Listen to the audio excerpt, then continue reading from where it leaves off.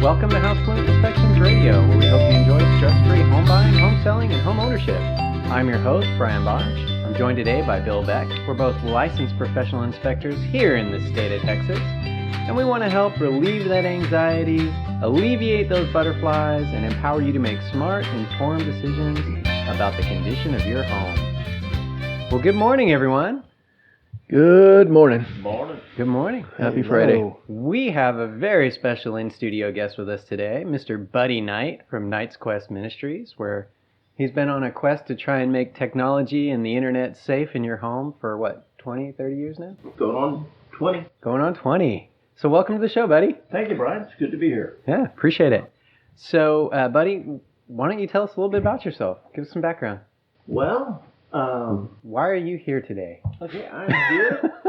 I would like to say I'm avoiding the honeydew list, but that Yeah. would be it. We all do. But background-wise, went to college with the Navy at the Naval Academy, and then Okay. served my required service after that.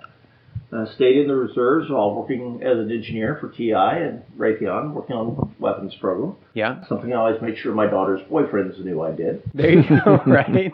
And then started Knight's Quest the year I was completing seminary back in 2001, because God had shown me that parents didn't really understand the technology and how the kids were getting in trouble with it, because the kids really were having to show the parents how to use it. Right. And I knew it was a real big problem, and I recommended, at the time I was working at the old CompUSA for benefits while I was in seminary.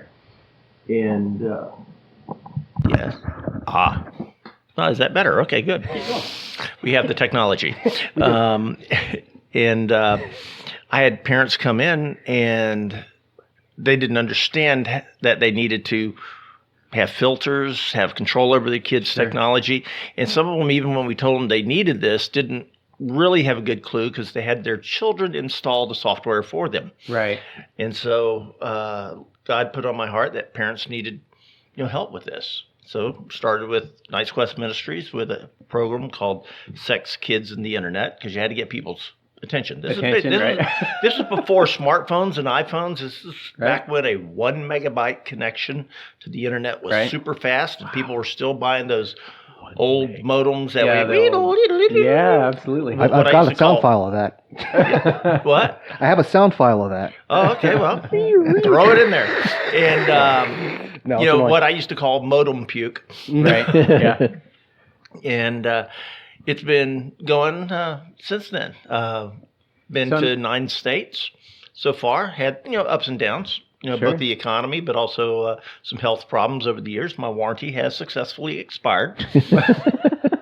And so we're just pressing on with now the TechSafe series, which is actually a group of 4 or 5 programs, depending on the audience. Yeah. And so you've grown Knight's Quest, which is really interesting to me. You kind of started as, hey, I need to make the internet safe for kids. But as technology's grown, as the internet's permeated our lives, right, as homes have gotten smarter, you're now really involved in actually helping people go into their homes and actually help them, protect their home. Right. And secure their home, which I think is really interesting. Yeah. Like recently, at one of my local customers here in the Dallas-Fort Worth area, they needed to have better controls over their children's phones and tablets. Uh-huh. And so I helped them install and configure a solution that I recommended in my seminars.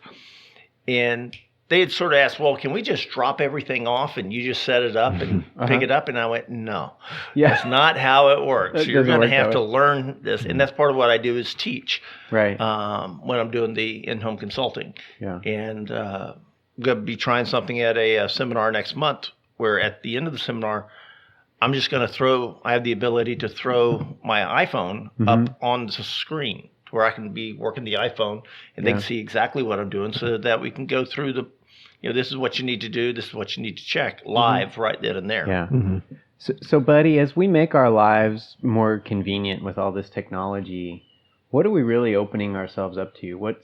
Are we making ourselves more secure, less secure? What is all the smart assistants and smart ovens and smart devices? What's that really doing to us? Big Brother. big brother, big sister, big weirdo. Big criminal. They're all big. The technology is not bad, Yeah. but we have to understand the upside and the downside the tech Sure. brings us. When you put an Alexa in your house through an Echo Dot or an Echo Show, Yeah. you're basically putting a microphone in that room that's on 24/7, listening for you and to you. Sure. When you have video cameras inside, let's just say you have a crib camera. Yeah. If you just throw it in there, you have to realize you're putting a video camera aimed at your child in the crib with sound and everything, voice, that could conceivably be connected to by anyone on the planet.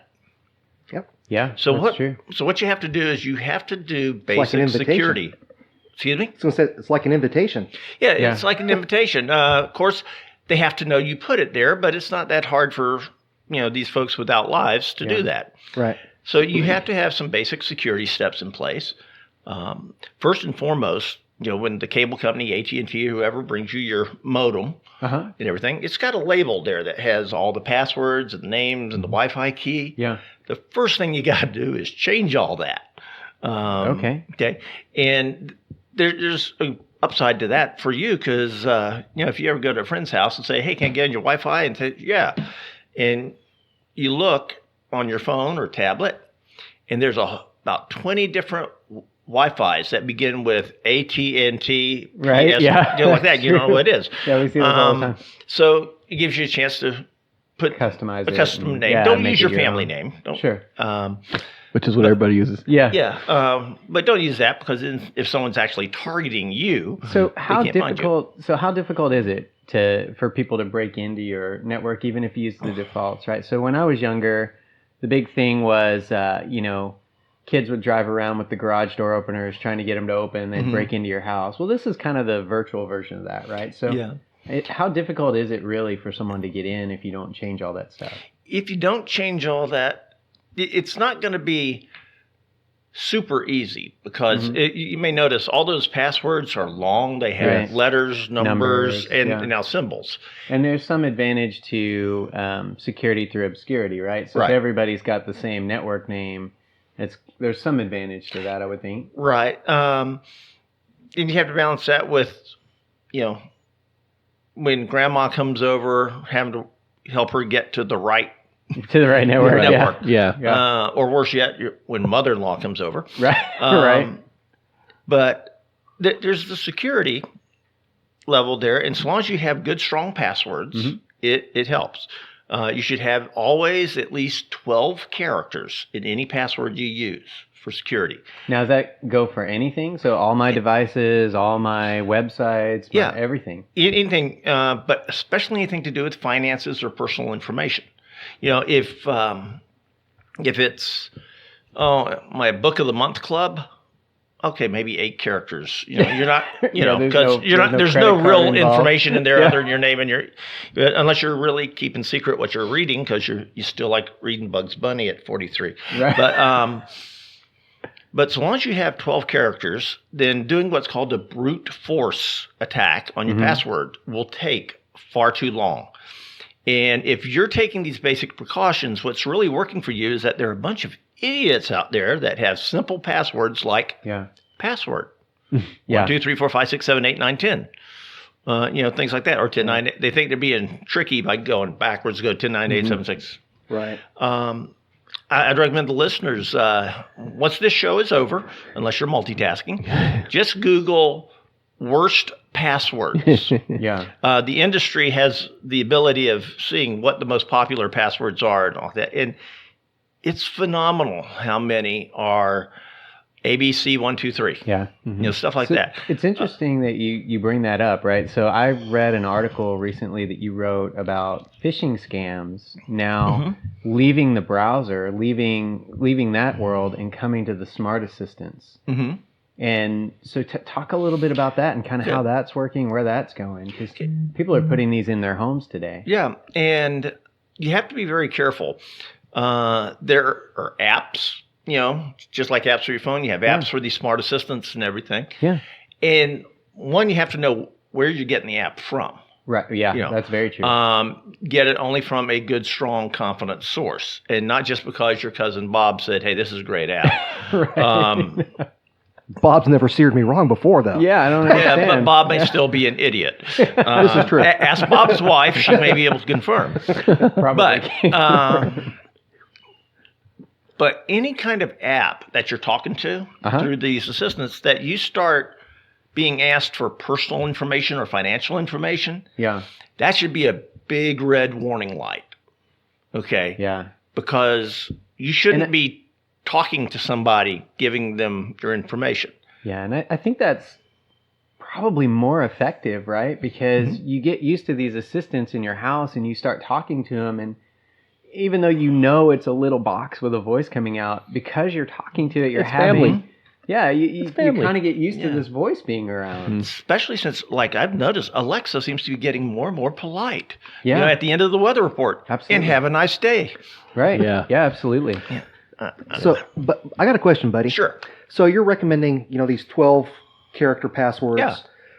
How do you recommend someone keeping track of all these passwords? Okay. Yeah, no kidding. One of the methods I use personally is that I will create a core password that's about 8 characters. Okay. And that way, if I remember like 3 or 4 of those, I've got core 1, core 2, core 3. So what is that, buddy? What's that core? Yeah, can you tell None us? of your business. Okay. And It's password. And no, it's not. Okay. But and then what you can do is you can pick certain characters that are the name of the account. Let's say it's bank.com. Okay. And you may decide that I'm going to use the first and third letter. So let's say, since I'm a Naval Academy grad, that my core is Beat Army. Okay. And since we need numbers, I'll say Beat Army 81, since that's the year I graduated. So for bank, I'm using letters 1 and 3. So then I'd have Beat Army 81 BN. Okay. Got it. And then What you bank think do up you that's use? what? What bank do you use? Bank.com. Yeah, bank.com. Bank.com. He's starting to creep me out. You should. But it's okay. I'll hack you back. Nice. Yeah. But then decide on some special characters that you can add. An exclamation point, a pound sign, an asterisk, whichever. But standardize that. And then what you can do then is you can leave yourself a note, maybe have a list where instead of writing down your password, which is stupid, Right. you put core 2 plus 1 2 or 1 3 in this case, plus hashtag or something like that. Okay. And if someone reads that, well, they don't know what the 1 and the 3 mean. They don't know what core 2 means. Hashtag they'll figure out. But if you use some of the other symbols like that, and that way you can actually have a list not of the passwords, but of your reminder of what they are, the pattern you created. Yeah, and then it's easy. All I have to do is, oh man, it's been 6 months. I need to change all my passwords. And you tell, hey honey, I got to change my passwords. It's going to take hours. Can you mow the lawn? Stuff like that. Not happening. Yeah, but then all you have to realize is, hey, I'm using core 4 plus 1 3, or I may change it to 3 1 and do it backwards. Okay. Yeah. That way it'd be Beat Army 81 NB, and then whatever special character I have, or you can put the special character before the 1 3 or 3 1. Right. And that's one way of doing it. That way, every single password you have is going to be different. It's going to be 12 characters, because Beat Army 81 is 10 characters. You got the 2 letters, and then you got one or 2 special characters that get you out to 13 and 14. Right. Yeah. That's a hard thing to do. Now, one caution, when you're talking about phishing, there are sites out there that will gauge the strength of your password. Yeah. Right. Don't put the real passwords in there to test. There have been some websites that people wondered if they're collecting your passwords. Yeah, that's a good point. Oh, yeah. Because while you're not giving them the email address or anything. They know your IP address, Oh, your internet telephone number of your phone. Right. So kind of moving beyond that a little bit, buddy, I wanted to ask you, so a lot of what we do, when we look at homes, we see a lot of the smart technology sort of permeating, right? And screens are everywhere. They're even on refrigerators, as Bill found out at one of our inspections. He turned around and suddenly there was somebody on the screen behind him. Oh, yeah. Talk about creepy. But anyway, screens they're everywhere. Yeah. Right. They're permeating our lives. And you talk a lot about Cameras. how screens aren't necessarily super great, especially for kids. And Correct. and there's some things that that happen not only with their thinking, but a lot of things are going on there. So how do you really deal with screens sort of permeating our lives and at the same time kind of restricting some of that? And maybe I should back up for folks too, and maybe first talk about, well, why is screen time maybe not such a great thing? Well, screen time it's like all technology. I tell folks in my seminars, the vast majority of technologies are actually neutral. Yeah. It's how we use them. Right. I can use a knife It's a tool. to protect my family if we have an intruder or to commit a murder, or I can use it down at the steakhouse to make a really nice steak, much Right. smaller and easier to chew. Yeah. Well, with these technologies and the screens do give us a lot of information. Sure. They give us a lot of capabilities. The downside is, especially parents have started using screens for babysitters, Right. pacifiers, Yeah. things like that. And what we've learned through science is that when kids are on these screens, whether they're doing social media, Mm-hmm. whether they're doing a little cartoon matching game at 3, 4, and 5, Yeah. whatever, it's triggering a chemical reaction in the brain called dopamine. Okay. And when your brain gets dopamine, it wants more. It's like a really good bowl of ice cream. I want more, please. Right, Okay? yeah. And actually, the bowl of ice cream is triggering dopamine in your brain. there you if go. it's the kind you like. And so kids are getting used to triggering this dopamine, and it can become somewhat addictive or obsessive. Right. There's a big debate about whether there's internet addiction and porn addiction and all these things. But it's the exact same mechanism that drugs and alcohol and gambling do. Interesting. So So that's why my 2-year-old will climb over almost any obstacle to get to my wife's phone. yeah, because they don't consciously know that, I need to jump this chemical in my brain. Yeah. Their brain knows that's the source that triggers it. Right. Sure. Yeah. And it's also, with all these screens, our kids are not developing the social skills they need. They talk to anyone who's been hiring younger people. Oh yeah. No. I'd say I know. 40 and below, they don't look you in the eye as much. Yeah. They don't like the interpersonal relationships. They'd rather text you from 2 feet away. Yes. Right. Attention span. Yeah, we deal with that in our business all the time, not just with hiring, but even dealing with setting up appointments. And I quite often our office will call somebody to schedule an appointment and not get an answer, but within seconds they'll get a text back Yeah. like, "Hey, what did you need?" Sure. Yeah, Well, the dopamine, as far as that goes, I mean, it's obviously not just kids. I mean, I literally just sit there and watch people driving every day now. They cannot put their phone down. Yeah. Even driving, and literally just holding it right in front of their face, going down the highway at 90 miles an hour. And And there you're looking at social media. They're not even. It's not even a text. It's just they can't help not being entertained. Yeah. And there's some legitimate use of phones. When you're in the car. Nobody uses that anymore, though. No, but like Calling somebody. I was also scared whenever I'd see somebody with a big Mapsco map trying to figure out all where over they're there. I going. remember Back when it days, was paper. Reading books, watching movies. Yeah. Yep. And so we have to have the balance. We have to say, hey, our children don't need to be plugged in all the time. Yeah. Even if it's I'm at checkout at Walmart and this kid is screaming and driving me nuts, been doing it all day. I know if I give her the phone, she'll shut up, but I got to find other ways. Because what the child learns is that if I scream, I'll get my dopamine source. Yeah. I'll get my fun source. You're rewarded for bad behavior. Instead of learning that there is appropriate behavior and inappropriate behavior. I'm getting my way. Right. And that's not a good lesson. No. Now, I will tell you, when my son was getting ready to go into the Marines, he was interviewed before he went in by a local paper. And the lady said, "Hey, are you nervous about all this stuff about going to the Marines? Is, the physical?" I said, "No, but I'm really not looking forward to being away from my iPod for 3 months." Oh, that's funny. Yeah. And that was really his main concern because he listened to music all the time. Start to enjoy Jody's. For those of you who've never done that, have no idea what that is. It's the cadence that they run to or march to. Yeah. Oh, there you go. Yeah, and the drill sergeant is loud enough. They don't need the iPhone. Right. This is true. Yeah. It was funny. Last night I was reading on a forum. I think it was Quora. Someone was asking, "Will I be able to take my Xbox to boot camp with me?" That's probably a no. That's a negatory, good buddy. Yeah. But our kids need to learn to unplug.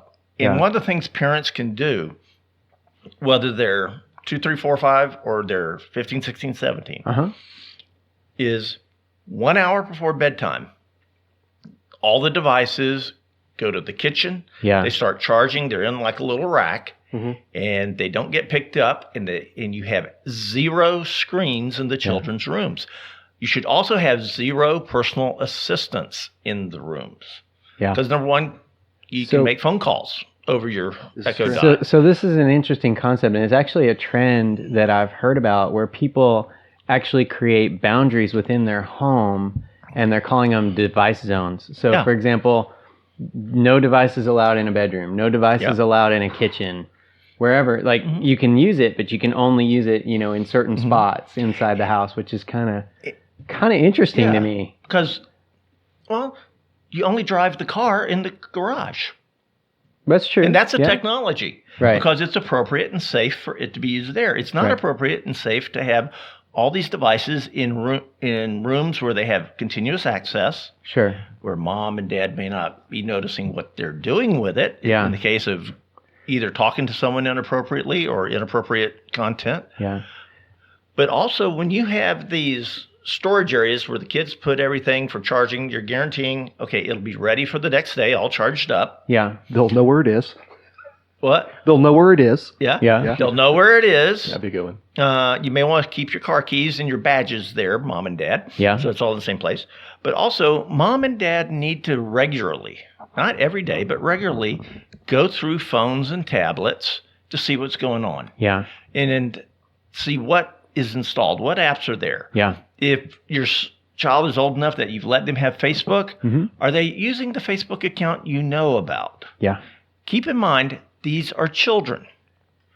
And the front part of their brain that does executive decision making and cause and effect, it's not ready till they're about 25.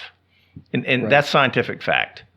And we don't give kids the keys to the car at 13, even if they can reach the pedals and look over the dashboard. Right. Because they don't have the maturity. Yeah. They'll get in trouble. It will be unsafe. Right. And we have to apply that same kind of thinking to our technologies, whether it's our Netflix account or our phone or even our Xbox and PlayStations. You got to remember, those can surf the internet too, and there's porn available for them. Yeah. So let me ask you this, buddy. So as our homes become quote unquote smarter, right? As we add all these devices to our homes, even cars, everything now is becoming a peripheral, right? So you can literally run your home from your phone, right?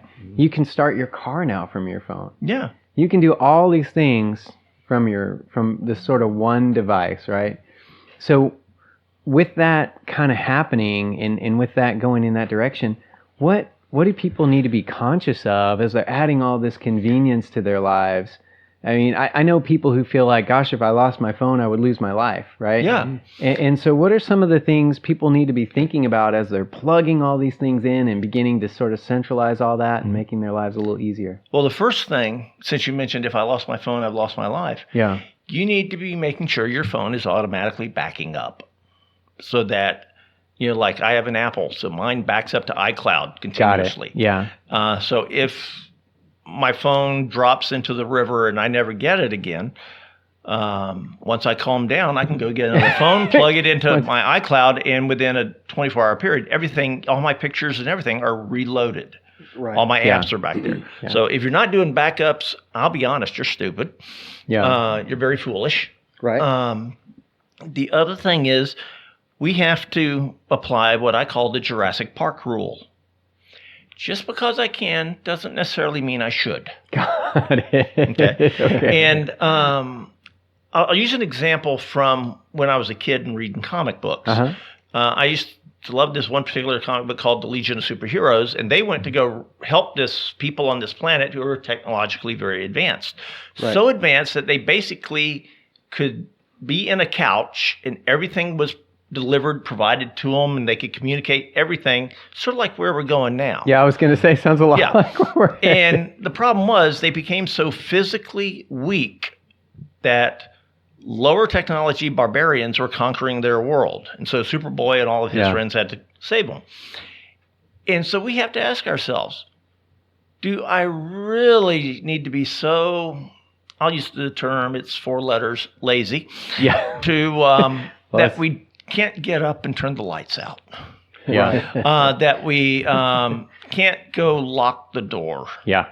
Now, are there things that are worth doing? Yes. I mean, the whole idea of, hey, it is 3 degrees outside and it's snowing. I'm going to turn the car on and have it heating up right now. Yeah. Or, some of the features on our smart homes that allow us to control our TVs, saying, hey, what streaming service has, John Wayne, McClintock available? That's okay. Or you can go to the computer and do it, slower. But we have to ask ourselves, how lazy do we want to be? And how lazy do we want our kids to be? Because kids are naturally a little lazy themselves, especially from 12 to about 16. And that just shares. They go through those phases. Yeah. And that's just part of development. We need to become engaged with our kids so that if they're using the technology, we not only know how, but we're creating memories, we're creating the relationship with our children so that they will trust us also when they have a inappropriate picture sent to them by somebody saying, Mom, why is this friend of mine sending me this picture? Sure. And you'd be surprised what gets sent these days. No, I wouldn't. I would not be surprised at all. I heard there's a recent study. I can't remember who did it, but it was stating that parents have less than 5 hours per week of FaceTime. Not meaning the app on your phone, but actual face-to-face communication with their child. Right. Wow. Nowadays. Is it 5? I mean, 5 hours? That's almost surprising. Less than. Okay, less than. Yeah, for sure. I'd be surprised if a lot of parents had that much. Yeah, I agree. And that brings the whole issue of fear of missing out. Our kids want to always have their phones right there because they're afraid something's going to happen and I won't know for 3 minutes instead of instantly. Unless you're trying to call them. Yes. Then they don't work. Then they don't want to. The only reason you got the phone. But they'll answer a text. I'm dead serious. They'll answer a text. You need to Snapchat them or that's the only way you're going to see if they're alive. Yeah. Actually, they shouldn't have Snapchat, but that's another conversation. But we need to create those memories, and we need to work with our kids. We need to talk with them actively about what's appropriate, what's not appropriate. Yeah. And this neat technology that we hold in our hands in our homes where we feel safe, it's hard to think of the dangers. Sure. And I found the best thing for parents to do is find other things that compare to it. Like we talked about driving. We don't let a 12-year-old have the keys to the car. Sure. For many reasons, aside from the legality issue. It's not good for them. It's not healthy. They need to be doing other things. We don't let kids get a tub of Bluebell and eat it every day. Because as much as they love it, they're going to become extra large very quickly. Yeah. And so we have to be parents. We have to focus not on being our kids' friends. That happens when they have grandkids and we want to go see them. Yeah, that's another phenomenon that happens. Yeah. Parents want to be their kid's friend instead of being their kid's parent. Yeah. You see that a lot. Yeah. One of the best comments I ever got from one of my kids, it was from our younger son. I was laying down the law and he said, well, Dad, you're just Daddy evil. He was half joking, half serious at the time. But now that he's an adult, he said, I didn't agree with everything, but I understand now. Oh, yeah. Oh, yeah. So kids change your perspective. with Yeah, everything. so parents, if you're going through the teenage years, it gets better. Yeah, good. Eventually. I recommend the Marine Corps. Oh, nice. So, buddy, one of the things you do is you not only help people up front, but then you kind of counsel families as well on the backside after, maybe something bad has happened and there's some fallout, right? I provide what I call triage counseling. Yeah. What do we need right now, and who do I need to get them to for the best? Right. I don't do full-time counseling, but I will help them understand this is what's going on. This is what the approaches you need to do. Sure. Sort of like, Hawkeye and BJ on MASH, saying, okay, hey, this guy needs to go here. This guy needs to go here. Yeah. And parents will call me, and I want to tell you, if you have a problem with technology or pornography online and your kids are getting into this stuff or they're sending inappropriate pictures, it doesn't mean you're a failure as a parent. It doesn't mean you have to move, although I've known a couple of families who did. It means that your kids are caught up on the same battlefield that every other kid is. Yeah. And so if you suspect a problem, whether it's contact with a predator, whether it's sexting, whether it's suicidal thoughts, get the help. Don't go into denial. Don't wait, and get the help. I've talked to one lady in particular whose daughter at 15 committed suicide. Oh, geez. And that's horrible. She's very much an encourager of my ministry because she honestly feels that if she had known more, she could have maybe intercepted things. And we just have to know how. And we have to know what's good to do and what's too much to do. Yeah. Right. Putting cameras in all our kids' rooms and recording everything, a little creepy and too much. Right, right. So you sort of a ounce of prevention is worth a pound of cure, right? So you actually put out great materials for folks. So one of the things I saw that you put out was sort of this technology guide for kids as they grow older, right? And it kind of had when they get to this age, you could consider maybe this type of device, and when they get to maybe you could explain that. Yeah, in the seminars I cover, and also in one of my blogs I cover, what phone should our kids have? And every kid wants an iPhone 11 or a Galaxy 9, 10, 11, whatever. They don't need it. Yeah. Okay. Let me give you and your audience some basic guidelines. If your child needs a phone, and they may, if they're active enough and it may need to call and say, hey, come pick me up. Sure. If they're below the 7th grade, they need a flip phone. And you can go right now to Best Buy and get flip phones. You can go to T-Mobile and get a flip phone. And the best thing to do is get one that's month to month. That way, if the kid isn't being good, you don't pay 1 month and he's grounded or she's grounded. That's part of being daddy or parent evil. Yeah. If they're 7th grade through 10th grade, the only phone I would recommend for them would be an older model iPhone. And why is that? iPhone, number one, has built-in parental controls, including content filters, some time limits. It has the ability to, you can find them and see where they are. Right. All that's built in, and iPhone has great security. But why the older model one? Because I don't want to give a 12-year-old a $1,000 phone. Sure. If they want that, they need to get a JOB. Right. That will teach them responsibility and that everything's not free. And it helps the parent too, because if you go online and get a iPhone 7, it's a very good phone. I just upgraded my 7 to an 11. Gives you an idea how often I upgrade. And it's cheaper. And it lets them know that, hey, we'll support you if you need a smartphone. Right. Here's one that's older. If you want the fancy latest and greatest, start babysitting and cutting lawns like that, or saving your birthday money. Right. I also recommend charging the kids a little bit of monthly amount towards the phone bill. It may not be the entire portion. Sure. That would be their share. But teach them responsibility so that they're not shell-shocked when they get out into the real world. Yeah, and they realize, things cost money. So, my kids weren't too happy with me sometimes. Yeah. So buddy, one of the things, like I said, we talk a lot about smart homes here and smart devices and things like that.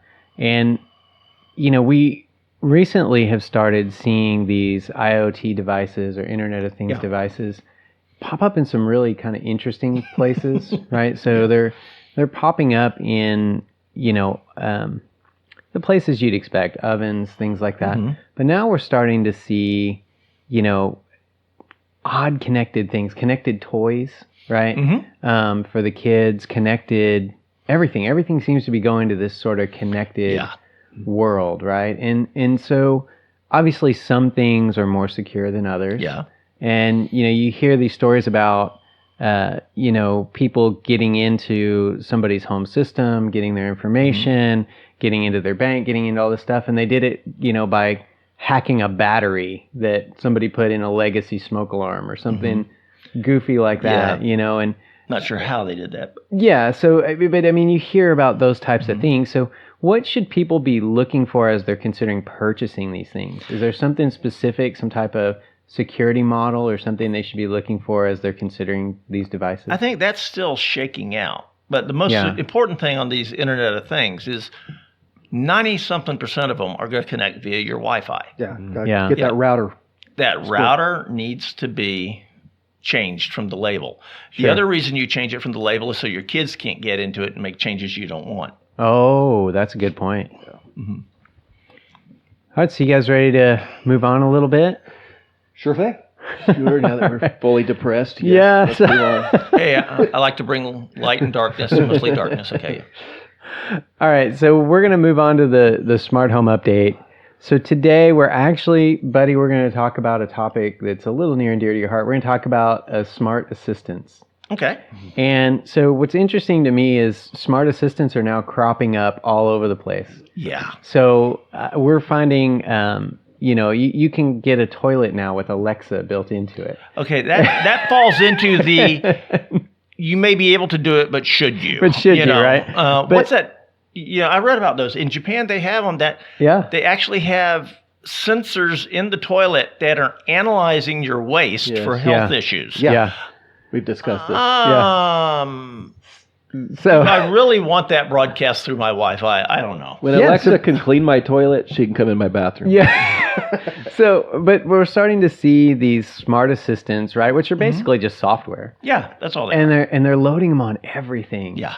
And so, you've got, to your point earlier, you've got these microphones out there listening to everything. But now you're carrying Alexa with you in your pocket. You've got Siri or Google or any of these, right? And you might have it. They're building Alexa into light bulbs. They're building your smart assistants into all kinds of things. So you've got now, which something really interesting. Some of these smart assistants are handling it better than others, but because there's so many listening devices, you're starting to hear these stories about multiple devices picking it up and echoing things at the same time, and really kind of interesting. I've had that happen in my house where I'm talking to one device and another device kicks in. Like in our kitchen, we have a little Echo Dot. Right. In my office, just a little bit away from there, just a straight line of sight shot, I've got one of the Echo Show 8-inch, little video screen things. And there are times I'll be talking to one and I'll hear the other answer. Right. Yeah. Now here's a neat feature though you can use with the Echo Dots. And I believe the Google Assistant will do the same. I just haven't rigged it. You can use them as an in-home intercom. Yeah, you absolutely. And I've been told that my wife needs one up in her craft room, which will save my knees from going up and down the stairs so much. Yeah. Because save your voice from yelling up the steps. Yeah, we do something in our house called shouting. Yes. So. We use that method too. Yeah. And I found the older I get, the more shouting can have a negative effect. Yeah. So I've had devices getting in an argument in my house. Yeah. Yeah, they didn't like each other. Oh, that's funny. I got jealous. You're always talking to her. It's about me. The one thing I wish is I wish these inventors would give us the ability to change the trigger words more. I mean, they may give you one or two or three sites. Yeah, some of that's coming. Yeah. Alexa I can be telling somebody about Alexa and she just starts. You know, half our audience is upset at us right now for triggering all of their devices. Imagine if your child's Google name was Assistant, Alexa. tell Alexa to shut up while Siri meditates. Thank you. Imagine if your child's name was Alexa. Oh yeah. Oh yeah. That'd be fun. Yeah. Yeah. So, so one of the other things I think I'm is sure that's coming on the popular name list pretty soon. Oh yeah, without a doubt. And the therapist list. Yeah. Yes. So one of the other things I think is pretty interesting with all this is they're building in the smart assistants, but they're also, because now Google and some of these others have the ability for developers to access artificial intelligence in the cloud, right? It's making it easier to build AI into some of these devices too, because they're connected. So what is this sort of proliferation of AI and smart assistants and everything? What's that? Where's that headed? We need to be more concerned about our private data. Yeah. Because one thing many people don't realize, when you take your phone and you go, hey, Siri, I need directions to First Baptist Church of Small Town, USA. Your phone's not doing all that. It's immediately communicating to the cloud. Right. The cloud is figuring that out and sending the data back. Sure. That's how the cloud works.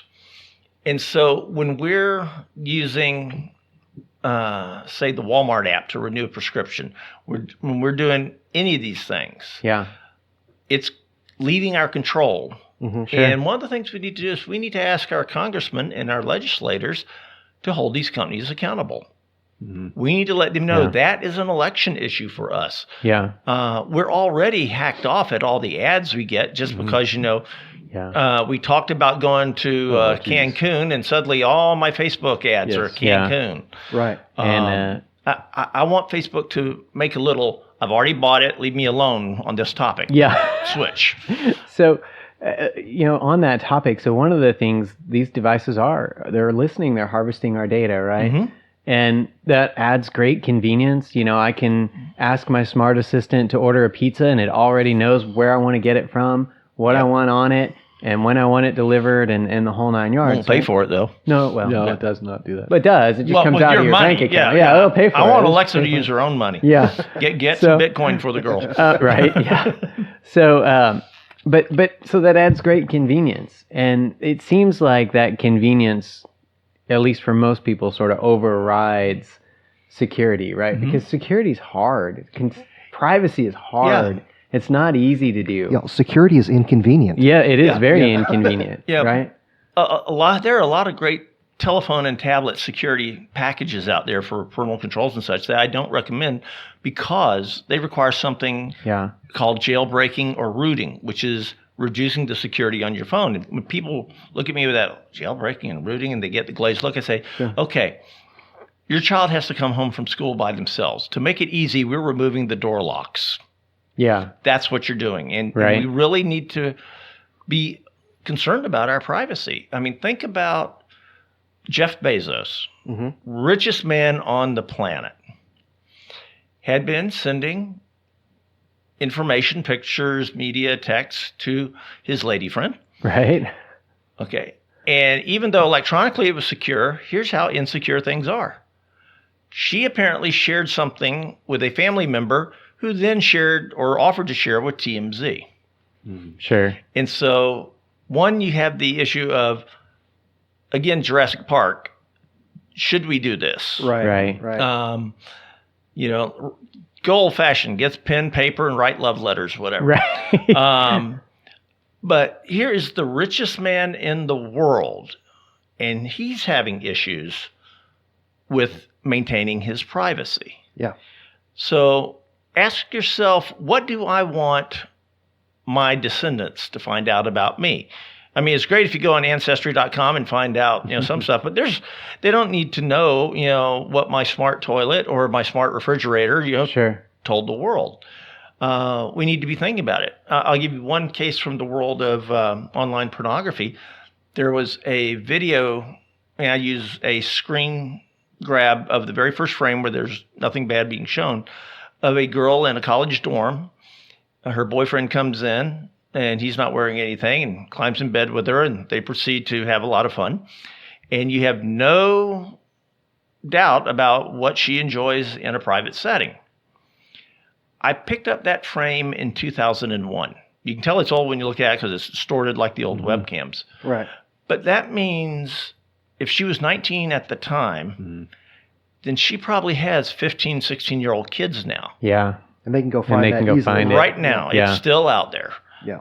Once something's digital, once something escapes your control, Yeah, the internet's forever. it's out there forever. Yeah. Gwyneth Paltrow is rumored to have spent millions of dollars trying to get private photos erased off the web. And all it takes is just one person save their stuff on a thumb drive and a year Right, later and then- share it up to another Yeah, it's back. all service back, and it's yeah. back.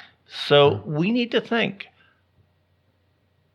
what do we want to give the cloud? Yeah. We're not paranoid. I'm not paranoid when I put my seatbelt on. Right. I understand I could have an accident. I could make a mistake. An idiot could make a mistake. Sure. A person who's very responsible can make a mistake, lose a tire, hit me, whatever. So I have a protective system in place to protect me physically. We need to have a certain level of caution, and we need to teach it to our children about personal information, pictures, and media. All right. Well, remember, you can always tweet at us at HouseFluent. Use that hashtag MyHomeQuestion. We try and get to those on the show. You can find us on Facebook or at Instagram or at housefluent.com. If you're listening to us on your favorite podcasting app, please hit that subscribe button. That helps us out a ton. We really would appreciate it. And remember to share the show out with your family and friends. So, Bill, you ready to get to some client questions? Oh, yeah. Let's do this. So the first question, I'm moving into a home. It's already got some built-in smart devices. What do I need to do to ensure I can control everything once I move in? And is there anything I need to be concerned about? So what do you think, Bill? Everything Buddy just said. Everything Buddy just said. Watch this podcast several times. Listen to the last hour. No. There's a couple of things with that. So when you move into the home, the very first thing you need to do, if the sellers haven't left you with information on how to access these devices and everything, the very first thing you need to do, all of these devices have reset buttons. Go hit them. Yeah. Hit the reset button, factory reset the thing, and start fresh. That way you know you've got everything, you can control everything, and it's all yours. It's set up and it's ready to go. One other thing, though, that is a little bit of a concern is that if you don't have a list of all the devices, you may not know. So we're at the point now we've got smart outlets, smart light bulbs, and unless you really go through and catalog all this stuff, you don't necessarily know. Two things I would throw in there is, one, there are packages you can get on a smartphone. I've got an app on my iPhone that when I hook into a Wi-Fi, I can just say scan, and it will give me every device in there. It won't necessarily tell me what it is. Just give you all the IP addresses? Yeah, it'll give me all the IP Bill's addresses. over there frantically turning his phone off. Yeah. I'm not sure why. No, But No, but I can't even imagine how long some of those lists are now. Yeah, but it's don't just worry, getting Bill. It more doesn't tell and me more. where you've been surfing. But wait, but here's the other thing. We talked about hacking and the vulnerability. Yeah. One way that bad guys start hacking is they know your email address. Sure. So for your network of devices in your home and for any parental control software and everything, go out and create a unique separate email address that you use. Oh, yeah. For that. And it is only used for that. Your kids won't know about it.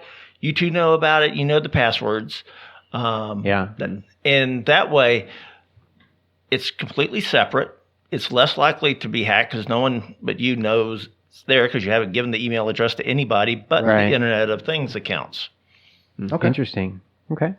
What concerns everybody right there is how many devices they've got connected on whatever email account. I mean, to go back and have to reset all of that. That's everybody's concern is like, oh my God. Well, if you're buying a house, you're going to have to do it for all the devices in the house anyway. Yeah. Right. Well, and there's some level of security just in the fact that they're taking their Wi-Fi network with them, and you're putting a new one in, and so it won't be able to connect, and so there's some of that, right? But all right. So next question: I recently had you guys come out and inspect a home I was buying. I was really surprised at how long it took, and really impressed with how thorough you guys were. How long does it normally take you guys to inspect a typical house? a long time. I'm going to say it depends day. on the house. Yeah, it does. It depends on the house. We've had houses that have taken us literally 8 hours and houses that are 2.5 and we're I'd done. say we try to get done in 4. Yeah. But if we have extra time and we need it, we use it. Yeah, without a It doubt. depends if the house is vacant too. That helps a lot.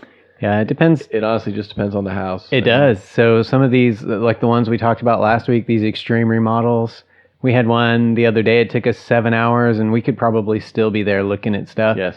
Just because it's just so complicated, right? There's so many systems that are joined, Right. Additions that have been added, all those things. So yeah, it depends. It depends on how much we're looking at too. So if you've added on a pool that's got 17 water features and a slide and floor cleaners and and an outbuilding that's got 7 rooms and a bathroom. Where's this one listed? I got my checkbook ready. Yeah, right. Usually a house. And that check is made of what kind of rubber? Yeah, Usually a house that has Vulcanized. major issues. It usually has major issues to every system in the house. Yeah. If they have neglected one area, yeah, it's that's kind of true, too. contagious. It seems like you find the stuff everywhere. Yeah, We typically find it a lot with houses that have had a lot of work done to them. A lot of things have been changed, and just depends on how it was done. Yeah. But once you see one red flag, it just it usually starts more. going. Yeah, I would say on average 4 to 4.5 hours is pretty common. So That's with 2 of us. yeah. All right, question 3. You guys review your findings on site with your clients. It seems like everyone nowadays has cameras in their homes. And we talked a little bit about this one with Katie as well, but it'd be interesting to get your perspective on this, buddy. Is there a concern that the seller will overhear what's on the report? So, yes, and I've got my own perspective on that. When Katie Saldivar from Keller Williams was here, she brought up the fact that, kind of like Buddy says, just because you can doesn't mean you should. That, there's some, once you hear about it, you know about it, and you have to disclose it. So, kind of interesting perspective on that. If you can prove that they watched it or listen saw to it, yeah, But yeah, cameras are everywhere. It is. Legally, I believe they cannot listen. That is a new thing that came out. Yeah. They can watch, but they can't listen. They can't listen. I know that it's going to get to the point where they're going to have to disclose that you're on camera and all that too, Yeah. I would assume. Mm-hmm. I agree. I guess the only thing is if they were able to watch us give the entire report to somebody, in most cases, I believe they're only going to say, hey, these 4 or 5 items are the ones we're concerned about or want to negotiate with. Usually it's not everything, I wouldn't assume. Yeah. But they've already seen they already know everything that's on the list. Yeah. I don't know. You think it'd make most people nervous if they were to sit there and watch the whole thing, going, "Oh my gosh, how many things did they find?" I know. You would think, yeah. Well, that and so my personal perspective. Oh, go ahead. I was probably just going to jump right on. No, go for it. But the seller is going to know eventually what the buyer is concerned about anyway, because it's going to be in the negotiation. That's right. Sure, they just may not know everything. Yeah. Right. Yeah, and so that's kind of my point. Is with our clients, or if they're buying the home, right? If we're in a seller's home, which is what this question was asked about. If our clients are buying the home, obviously they have a right to privacy, and we respect that. But my personal perspective on it is it a bad thing if the seller knows that there's a problem and they fix it before you move in? Like, is that bad? Like, it's my personal thing. Yeah. It's a tough one. I get it.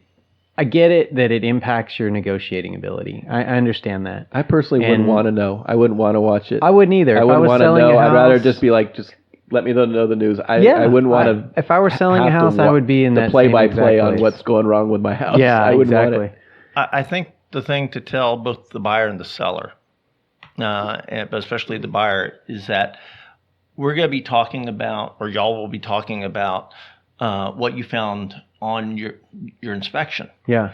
But remind them that since we may be under observation, any discussion of your strategies, prices like that should Without be a done doubt. off-site. Yeah. Right. Agreed. Right. So. go sit in your realtor's car. And Yeah. And even though it's illegal, it'd be real hard to catch somebody who is misusing the Absolutely. technology. And you know it's being done regardless of whether it's legal We've done or it not. a few times, but I've never heard any feedback on this. Yeah, and I haven't. So in fairness, there's a lot of cameras and a lot of microphones in a lot of houses.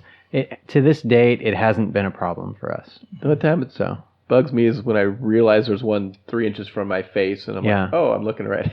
But you don't realize it's there. It's been examining your nasal cavities. So, buddy, we're bumping up against the clock here, but how can people get a hold of you if they want to learn more? Okay, our website is www.knightsquest, KNIGHTSQUEST.org. If you want to go to the blog, there's a link there. Or you can contact me through my email, buddy, BUDDY, @knightsquest.org. Or give me a call at 817-715-4074. Please understand, if I haven't heard from you before, you'll probably go to voicemail because Apple has a neat new feature that sends any number that's unusual or first time to use straight to voicemail, so that all those telemarketers don't keep ringing. What is that app? I need to download it. It's not an app. It's part of the system. Oh, it is. For those who are using Apple, go to Settings, scroll down to Phone, and then there is a switch on the bottom of the screen that pops up saying Silence Unknown Numbers. I will. Awesome. Probably a challenge if your headphones are business. Worth the whole show right there. If that's really helpful to you, please go to my website and hit the donate button, and $5 would be nice. We are a nonprofit. We'd love to have some more support. We're adding our 10th and maybe 11th states this year. I've been in 9 states, but we're starting to work with the U.S. military. In April, looks like I'll be going international, going to Costa Rica. So feel free to get on board and help us protect more families. Awesome. Thank you so much, buddy. Appreciate your time today. Hit it, Kelly. All right. Thank you for listening to House Fluent Inspections Radio. We hope you enjoyed the podcast today. Remember, you can tweet at us @HouseFluent. Go to housefluent.com to book a home inspection, read articles about stress-free home buying, home selling, or home ownership, or just generally get to know us. Thank you today to Bill Beck, our producer Kelly Lamont, our special guest Buddy Knight. Music today and every day was provided by Purple Planet Music. So, Bill, Kelly uploaded his first podcast. I'm getting ready to release it to the world. What do you think about that? It's going to go viral. Yeah, well, it's infectious. Yeah. Good job, Kelly. What was your show Not about? from China. Coronaviruses. Yeah. Isn't that's not the problem they're having with that beer, is it? No, it might be. No. Lyme disease and the coronavirus. Yeah. Yeah, there you go. That's serious stuff.